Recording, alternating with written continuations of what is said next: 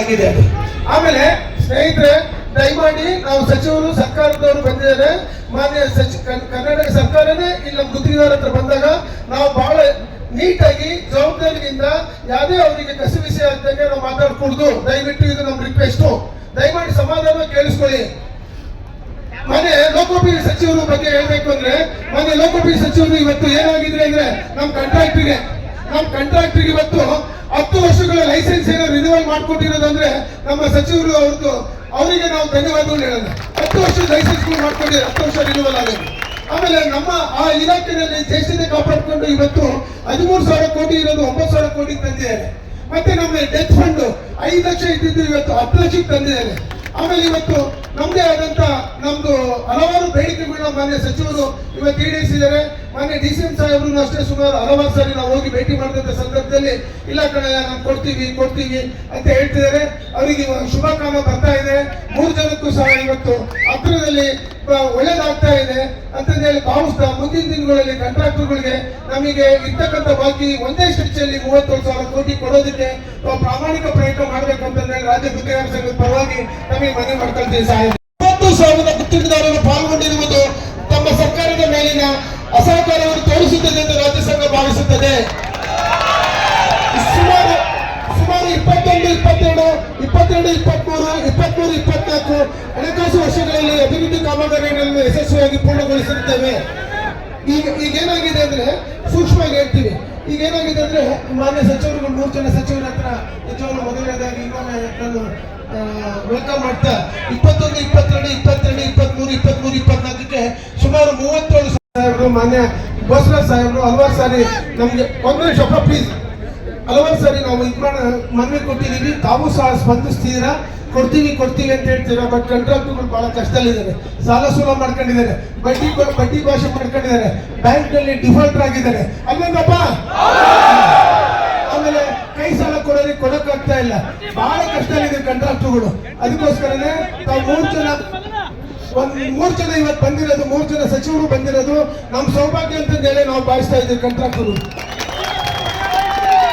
ಈಗ ಲೋಕೋಪಯೋಗಿ ಇಲಾಖೆಯಲ್ಲಿ ಸುಮಾರು ನಮ್ಗೆ ಹೇಳ್ಬೇಕಂದ್ರೆ ನಮ್ಮಲ್ಲಿ ಇಬ್ರು ಮಾನ್ಯ ಸಚಿವರು DCM ಸಾಹೇಬರಾಗಿರ್ಬೋದು, ನಮ್ಮ ಜಾರಕಿಹೊಳಿ ಸಾಹೇಬರಾಗಿರ್ಬೋದು, ಮತ್ತೆ ನಮ್ಮ ಬೋಸರಾಜ್ ಸಾಹೇಬರಾಗಿರ್ಬೋದು, ಅವರು ಇಲಾಖೆಗಳಲ್ಲಿ ಅಷ್ಟೋ ಇಷ್ಟೋ ಒಂದು ಪ್ರಾಮಾಣಿಕತೆಯಿಂದ ಜ್ಯೇಷ್ಠತೆ ಆಧಾರದ ಮೇಲೆ ಪೆಂಡಿಂಗ್ ಬಿಲ್ ಕೊಟ್ಟಂತ ಅಟ್ಲೀಸ್ಟ್ ಪಾವಿತ್ರತೆಯನ್ನು ಕಾಪಾಡ್ಕೊಂಡ್ ಬಂದಿದ್ದಾರೆ ಅಂತ ಹೇಳಿ ಈ ಸಂದರ್ಭದಲ್ಲಿ ಹೇಳಿಕ್ಕೆ ಇಚ್ಛೆ ಪಡ್ತೇವೆ.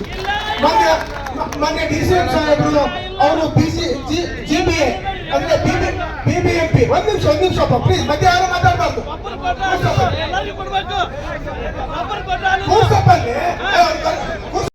ನಾನು 1 ಲಕ್ಷ ಪೀಸರ್ಕಿಂದ ಕೆಲಸ ಮಾಡ್ಕೊಂಡು ಇವತ್ತಿನ ಮಟ್ಟಕ್ಕೆ ಬಂದಿದ್ದೀನಿ.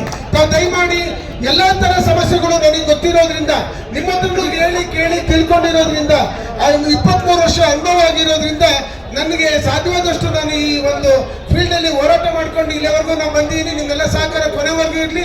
ಇವತ್ತು ಸಹ 28 ಜಿಲ್ಲೆ ಕಾಂಟ್ರಾಕ್ಟರ್ಗಳೆಲ್ಲ ಸಹ ಬಂದಿದ್ದೀರ. ಎಲ್ರಿಗೂ ಸಹ ನಮ್ಮ ಕರ್ನಾಟಕ ಕಾಂಟ್ರಾಕ್ಟರ್ ಅಸೋಸಿಯೇಷನ್ ಪರವಾಗಿ ಹೃತ್ಪೂರ್ವಕ ಧನ್ಯವಾದಗಳನ್ನು ಅರ್ಪಿಸ್ತಾ ಇದ್ದೀನಿ.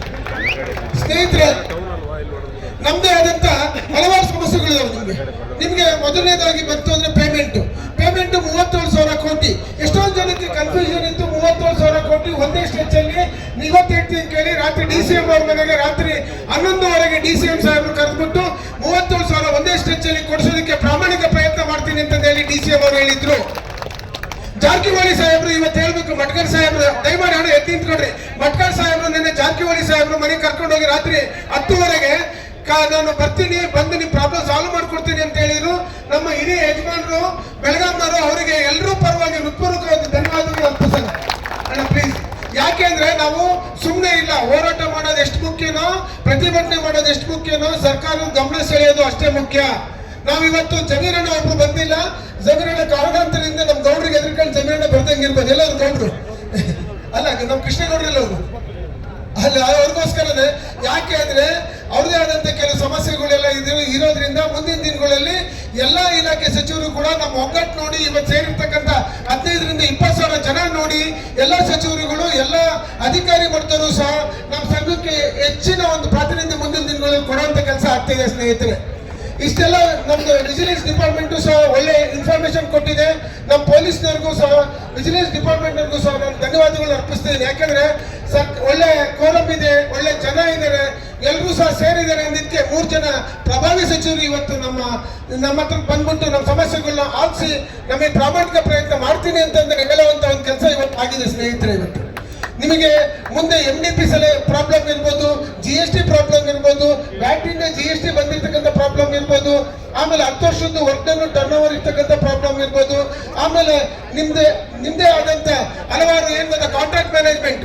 ಸ್ನೇಹಿತರೆ, ಕಾಂಟ್ರಾಕ್ಟ್ ಮ್ಯಾನೇಜ್ಮೆಂಟ್ ಇದೆಯಲ್ಲ ಅದನ್ನ ಈಗ ಹೇಳಿದೆ ಅವರಿಗೆ, ನೆಕ್ಸ್ಟ್ ಇದ್ರಲ್ಲಿ ಚರ್ಚೆ ಮಾಡೋಣ ಅಂತ ಹೇಳಿದ್ದಾರೆ.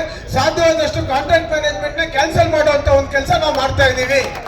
ಯಾಕೆಂದ್ರೆ ಅದು ನಮ್ಮಂತರದಲ್ಲ, ಯಾರೋ 500 ಕೋಟಿ 1000 ಕೋಟಿ 100 ಕೋಟಿ ಅವ್ರಿಗೆ ಕೆಲಸ ಮಾಡುವಂತವ್ರಿಗೆ ಅಷ್ಟೇ. ಅದು ನಮಗೆಲ್ಲಿದೆ ಆ ಶಕ್ತಿ ಕಾಂಟ್ರಾಕ್ಟ್ ಮ್ಯಾನೇಜ್ಮೆಂಟ್ಗೆ.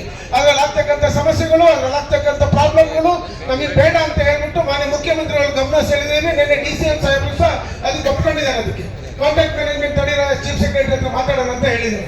ಸನ್ಮಾನ್ಯ ಮುಖ್ಯಮಂತ್ರಿಗಳಲ್ಲಿ ನಾನು ಸಂಘದ ಮೂಲಕ ಒಂದು ವಿಷಯವನ್ನ ಜ್ಞಾಪಕ ಮಾಡಲಿಕ್ಕೆ ಇಚ್ಛೆ ಪಡ್ತೀನಿ.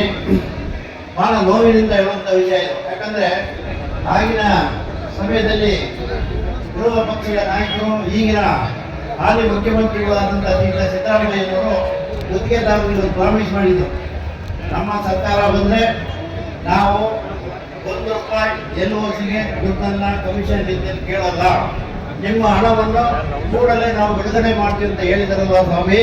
ನಾವು 3 ವರ್ಷ ಕಾಯ್ದು ನಮ್ಮ ಹೆಂಡತಿ ಮಕ್ಕಳು ಮತ್ತೆ ನಮ್ಮ ವ್ಯವಹಾರ, ನಮ್ಮ ಹೆಸರು ಎಲ್ಲ ಡ್ಯಾಮೇಜ್ ಮಾಡ್ಕೊಳ್ತಾ ಇದ್ವಿ. ದಯಮಾಡಿ ನಿಮ್ಮ ಮಾತನ್ನ ಇನ್ನೊಮ್ಮೆ ಜ್ಞಾಪಿಸ್ಕೊಡಿ. ನಮಗೆ ಕೊಡಬೇಕಾಗಿರೋಂಥ ದುಡ್ಡನ್ನು ಕೊಡಿ ಅಂತ ಕೇಳ್ತಾ ಇದ್ದೀವಿ ವಿನಂತಿಯಿಂದ. ದಯಮಾಡಿ ಇದನ್ನ ಮುಖ್ಯಮಂತ್ರಿಗಳಿಗೆ ಕಿವಿಗೆ ಬೀಳಬೇಕಿದ್ದು. ಯಾಕಂದ್ರೆ ನಮ್ಮ ಉಪಾಧ್ಯಕ್ಷರು ಹೇಳಿದ್ರು ವಿಧಾನಸಭೆ ಮುಂದೆ ಮೆಸೇಜ್ ಬಂದಿದೆ ಅಂತ. ನಮಗೆ ಮೆಸೇಜ್ ಲೈನ್ ಆಫ್ ಕ್ರೆಡಿಟ್ ಆಗಿರ್ಬೋದು, ಇದರ ಬಗ್ಗೆ ಅವರು ಮೈನಸ್ ಅಲ್ಲಿ ಪ್ರಯತ್ನ ಮಾಡ್ತಾ ಇದ್ದಾರೆ. ಅದಕ್ಕೆ ಪ್ರಯತ್ನಕ್ಕೆ ನಾವೆಲ್ಲ ಸಂಘಟನೆ ಕೊಡ್ತ ಸತೀಶ್ ಜಾರಕಿಹೊಳಿ ಅವರು ನಮ್ಮ ಬೆಳಗಾವಿ ಜಿಲ್ಲೆಯಲ್ಲಿ ನಾವು ಫಸ್ಟ್ ಸ್ಟ್ರೈಕ್ ಮಾಡಿದ್ವಿ. ಅನ್ಸ್ಬೇಕಾಗತ್ತೆ, ಸೀದಕ್ಕ 5 ಲಕ್ಷಕ್ಕೆ 10 ಲಕ್ಷ ಮಾಡಿದ್ರು. 10 ವರ್ಷ ಮೀಟಿಂಗ್ ಕರೆದು ಆಮೇಲೆ ನಮ್ದು MDP ಆಗಿದೆ. PWD ಇಲಾಖೆಯಲ್ಲಿ ಯಾವುದೇ ತೊಂದರೆ ಇಲ್ಲ MDP ಬಗ್ಗೆ. ಇನ್ನು ಇಲಾಖೆಯಲ್ಲಿ ಬಹಳ ತೊಂದರೆ ಆಗ್ತಿದೆ. ಅದನ್ನು ರಾಜ್ಯದ ಗುತ್ತಿಗೆ ಸಂಘದ ಅಧ್ಯಕ್ಷರು ಪ್ರಯತ್ನ ಮಾಡ್ತಾ ಇದ್ದಾರೆ. ನಿಮ್ಮ ಸಹಕಾರ ಬಹಳ ಬೇಕು. ಇದರಂತೆ ನಮ್ಮ ಲೋಕೋಪಯೋಗಿ ಸಚಿವರು ಇನ್ನೂ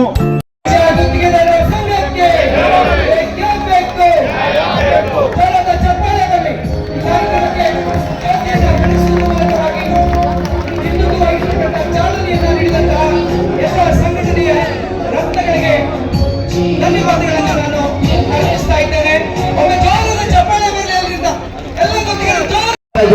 ನಮಗೆ ಟ್ರಾಫಿಕ್ ಜಾಮ್ ಆಗಿದೆ ಅಂತ ಇನ್ನೂ ಸಹಸ್ರಾರು ಸಂಖ್ಯೆಯಲ್ಲಿ ನಮ್ಮ ಕಾರ್ಯಕ್ರಮ ಮುಗಿದೊಳಗಡೆ ಎಲ್ಲಾ ಗುತ್ತಿಗೆದಾರರು ಸಹ ಇನ್ನು ಬಂದು ಸೇರ್ಕೊತಾರೆ ನಮ್ಮ ಜೊತೆ. ಈಗ ಈ ಕಾರ್ಯಕ್ರಮ ನಾವು ನಮ್ಮ ಕರ್ನಾಟಕ ರಾಜ್ಯ ಗುತ್ತಿಗೆದಾರ ಸಂಘ ಉಪಾಧ್ಯಕ್ಷರು ಇದೀಗ ತಾನೇ ವೇದಿಕೆಗೆ ಆಗಮಿಸಿದಂತ ಕ್ರಷರ್ಸ್ ಮಾಲೀಕರ ಸಂಘದ ಅಧ್ಯಕ್ಷರಾದಂಥ ಪುರುಷೋತ್ತಮ ಅವರಿಗೆ ಸ್ವಾಗತವನ್ನು ಕೋರ್ತಾ ಇದ್ದೇವೆ. ಚಪ್ಪಾಳೆಯನ್ನ ಹಾಕಬೇಕು. ಶ್ರೀಯುತ ಗೌರವಾನ್ವಿತ ಉಪಾಧ್ಯಕ್ಷರಾಗಿರ್ತಕ್ಕಂಥ ಶ್ರೀ ಎನ್ ಮಂಜುನಾಥ್ ಅವರು ವೇದಿಕೆಯನ್ನ ಕುರಿತು ಮಾತಾಡಬೇಕು.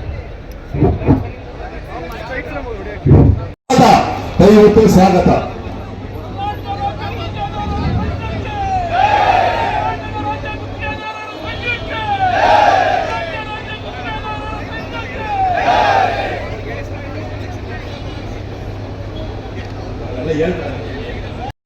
ಎಲ್ಲ ಜಿಲ್ಲೆಗಳಲ್ಲಿ ಪೂರ್ವ ಸಭೆ ಅಲ್ಲೇ ಮಾಡ್ತಿದೆ ಅಂತ ಹೇಳಿ ಪ್ರತಿ ಜಿಲ್ಲೆಗೂ ಸುಮಾರು 25 ದಿನಕ್ಕೆ 2 ಜಿಲ್ಲೆಗಳಂತೆ 21 ದಿನ ಸುತ್ತಿ ಅಧ್ಯಕ್ಷರು ಮತ್ತು ನಮ್ಮ ಪದಾಧಿಕಾರಿಗಳು ಅವರಿಗೆ ಸಹಕಾರ ಕೊಟ್ಟಂತ ನಮ್ಮ ಪ್ರಧಾನ ಕಾರ್ಯದರ್ಶಿ ನಂದಕುಮಾರ್, ದಿನೇಶ್, ಕೃಷ್ಣೇಗೌಡರು, ಮತ್ತೆ ನಟರಾಜ್ ಅವರು, ಮತ್ತೆ ಲಕ್ಷ್ಮೀಪತಿ ಅವರು, ಎಲ್ಲರೂ ಕರ್ನಾಟಕ ರಾಜ್ಯ ಗುತ್ತಿಗೆದಾರ ಎಲ್ಲ ಪದಾಧಿಕಾರಿಗಳು ಅವರಿಗೆ ಹೆಚ್ಚಿನ ಸಹಕಾರ ಎಲ್ಲರೂ ಇದ್ದಾರೆ. ಅವ್ರ ಹೇಳಕ್ಕಾಗೋದಿಲ್ಲ. ನಾವೆಲ್ಲ ಸೇರಿ ಅಧ್ಯಕ್ಷ ಹೇಳಿದ್ರು, ನೋಡಪ್ಪ ಎಲ್ಲ ಜಿಲ್ಲಾ